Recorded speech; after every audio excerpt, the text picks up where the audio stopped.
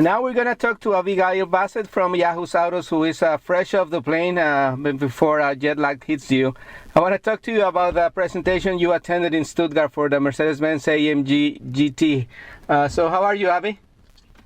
I'm good. I'm like you said, a little tired, but it's good actually to be back in the States again. Excellent, yeah. So I'm curious about the car because I only obviously have seen it in pictures, and to me it has a lot of the SLS, especially in the front, and it's hard to really see the proportions compared to other cars. They're talking about this is a potential Porsche 911 competitor, so I wanted to hear your opinion about that.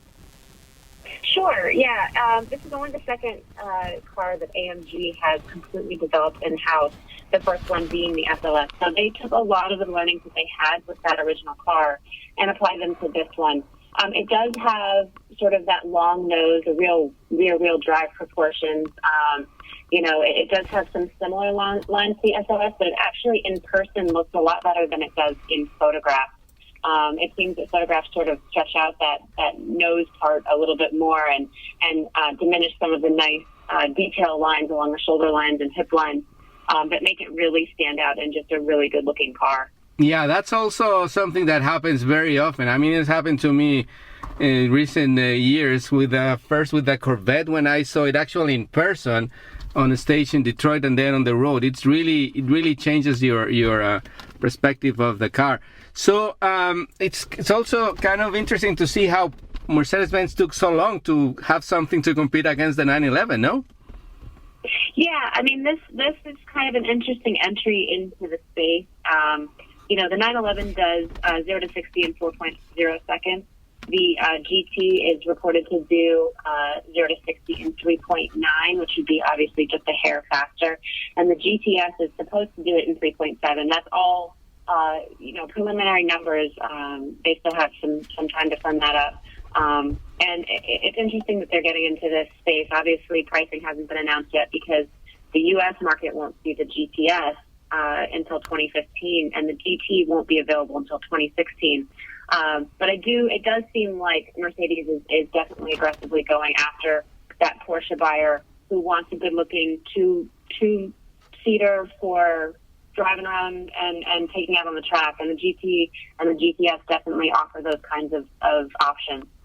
And have they talked about this being a car that will stay in the market, not forever, but for a long time, as opposed to the SLS, which was kind of a limited edition car? I mean, they stopped making that one, right? I don't think they're going to make that anymore. So what's the plans with this one? Yeah, that's right. They're stopping production on the SLS and launching production. They're doing it in their AMG factories in Alpha-Bach, which is actually where the presentation took place. And they actually just started production on those engines.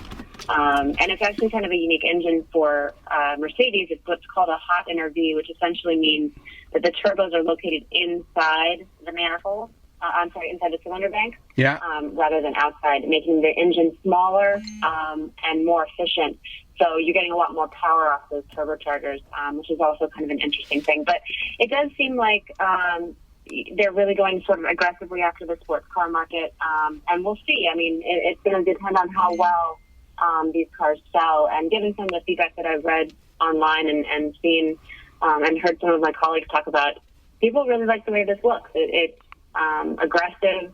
It's definitely very much in line with the new styling that Mercedes-Benz has rolled out over the last 2 years. And it just continues sort of their dominance in that space for sort of their very high-level cars. Yeah, and I guess this was a presentation just to see the car. I have attended some of those, which are kind of frustrating because you just see the car and you don't get to drive it, right? Were you able to drive it this time? Yeah, no, not this time. They had actually a bunch of the camouflaged cars out in the back, and didn't get a chance to see any of them drive. Did get a chance to hear it start up, and the engine sound is really phenomenal. There's actually a YouTube video going around online that Mercedes-Benz put together that is sort of a joke of two sound engineers trying to decide what the new AMG GT should sound like, and they were trying to decide between a combination of a jet engine and a lion's roar, and it really does sound like that in person. But unfortunately, no driving happened while I was out there. So that should happen soon. Yeah, we'll have to wait for that. I understand actually the international launch for that is going to be here in the U.S. So maybe, I don't know, you will be there, and hopefully I will be there too, and we can share more information about this car. So your story on Yahoo's Autos is already out, and have you have a chance to see some of the comments from your readers? A lot of the readers have really been interested in this car. Obviously, as an SLS replacement, obviously it's sort of a long-term strategy for Mercedes-Benz in the sports car market. And the feedback generally, even though the car does sort of seem to get a little elongated in photographs, generally the feedback on at least the looks has been very, very positive. So. Yeah, so they're targeting the 911, but also, I mean, Jaguar just came out with the F-Type, which is more or less in the same segment, right? Yeah, it's priced a little bit lower than the 911, but it is sort of in that competitive set. And one of the things, obviously, with Jaguar is that their reliability has come up in the last few months. They've actually just recently released a report that I read the other day that Jaguar's reliability has come up.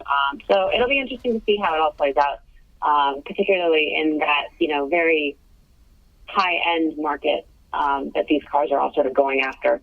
Yeah. And another part of your trip that I was following your social media tweet was that you visited the Classic Center for Mercedes-Benz, and that must have been a really cool experience, huh? I mean, some of the pictures of the cars are just incredible things that they have there. Is that in Stuttgart? Yes, that's actually in Stuttgart. It's the Classic Center is actually located not far from the center of town, and they have a variety of things there. They have cars that they actually sell, so classic Mercedes-Benzes that they have purchased from previous owners, and you can go in and buy one. They also take a lot of some of the one-off cars that Daimler Mercedes-Benz has built over the many, many year history and restore them back to their original glory. So actually this year at Pebble, they brought back a Streamliner from the 1938.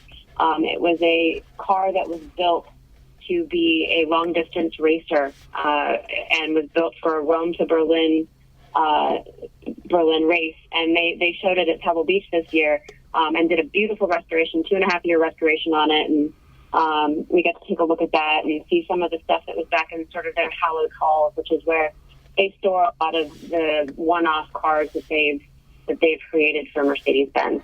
And that's different from the actual museum, right? But as you said, the Classic Center is open, I guess, some part of it at least to the public where they sell those cars? Yes, absolutely. It is different from the museum. But yes, you can, as a customer, you can go in and make an appointment to take a look at some of the cars and see what is actually available for you to take home. Well, you have to take a lot of money to do that, I guess, right? Yeah, absolutely. Yeah. Well, Abigail Bassett from Yahoo's Autos, thank you very much again for your time, especially after just getting off the plane from Germany. So I really appreciate that, your time, and obviously the information you share with our audience. Sure. Thank you so much for having me. I really appreciate it. Thank you, Abby. I'll see you soon. All right. Sounds good. Bye.